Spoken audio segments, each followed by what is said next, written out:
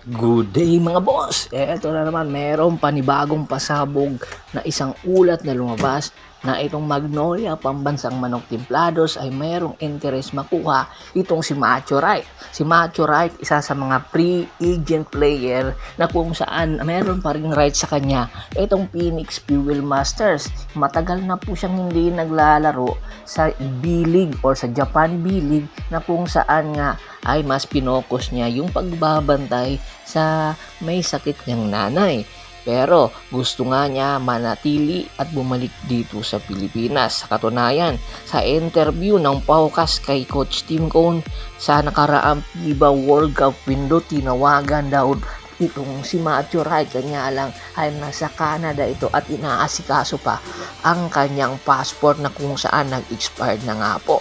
Kaya siguro pumunta ito ng Canada, pero marami ang nagsasabi babalik ito sa Pilipinas pero hindi maglalaro para sa Phoenix Fuel Masters, at sa halip ang Phoenix Fuel Masters hahanapin at gagamitin nila yung kanilang rights para gamiting trade asset itong si Macho, na kung saan isa nga sa mga nagkaka-interest na kupunan ay itong Magnolia Pambansang Manok Templados. Kung nakikita po ninyo yung Magnolia ngayon, kulang na kulang po sa shooter. At eto nga po yung nakikita nilang potensyal na magiging leader ng Magnolia Pambansang Manok Templados, itong si Macho Right.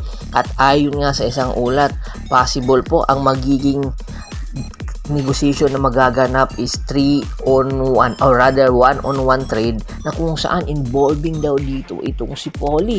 Hala, kumbaga kung makukuha ng Magnolia Pambansang Manok Templados itong si Macho Right, ang magiging kapalit si Polly, depende po yun pag pinasa na yung papers doon sa PBA Commissioner's Office. Kung papayag yung PBA ay tuloy-tuloy na, baka nga sakali kung hindi pumayag magdadag daw ng isang future picks. It's either ang Magnolia or ang Phoenix Fuel Masters para matuloy lang yung nasabing trade negotiation. Dahil nga po hindi na rin po nagagamit nitong Magnolia Pambansang Manok Templados itong si Polly, limited minutes na lang. Samantala, ayon din sa mga report, itong big man ng Terra Firma Jeep na si Louis Sanggalang, sinasabi pong naka-silent ban. Kasama po dito ay itong si Mark Nonoy, na kung saan sa nakaraang taon pa po hindi nagre-report ang dalawa. Mayroon din po nagsasabi na itong si Louis Sanggalang ay naglalaro na nga po ngayon sa Asian Basket.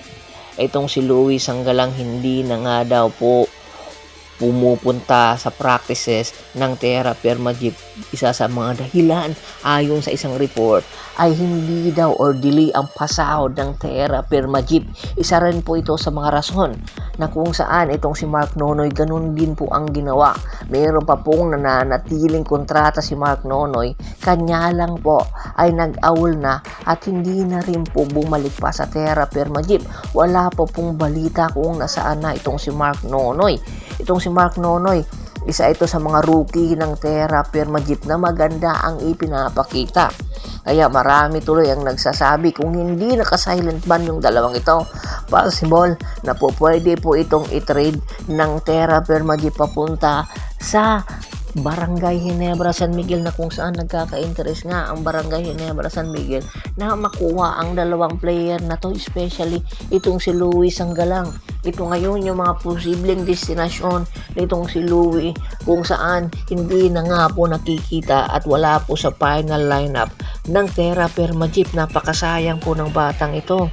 Kaya aabangan natin ang mga susunod na tagpo sa mga aksyon ng PBA. Kasi nga itong si Greg Slaughter nagka-interest na pabalikin ng Purebell Titan pero hindi pa rin po naka-activate. Sabi ng kanilang head coach na si Renzi Bahar, hindi pa daw nakakapirma. Ano, niloloko mo yung mga tao? Yan ang ating pakaabangan, yung dalawang future superstar na to. Bakit hindi naglalaro at ano ang problema ng Terra Firma Jeep? Or ano ang problema nila sa Terra Firma Jeep? Tingin nyo ba? Silent ban ito. katulad ni Terence Romeo at Greg Slaughter. Komento na sa baba ng video at pag-usapan natin. Once again, this is Percival Monteron at your service. Don't forget to subscribe ng sports channel at don't forget to click ang notification bell button para nga maging updated palagi sa kwentuhan. At bago na natin tapusin ang ating kwentuhan, shout out muna tayo sa mga solid na followers na lagi pong sumusuporta sa atin kay Kagawad Katsakin mo dupusin ng Hagon ng Bulacan, Anthony Laki Alon at sa Laki Alon Pamini, Yornel Belges, Jonel Alicante, Ricky Lanza ng Ricky Rider TV ng sa Cavite. Marami pong salamat sa walang sawa niyong pagsuporta. Magbisita na rin po ng Facebook fanpage ko na Hapres PH, Polgoso at Bostor para po sa mga karagdagan sports balita. Hanggang sa muling kwentuhan, maraming salamat po.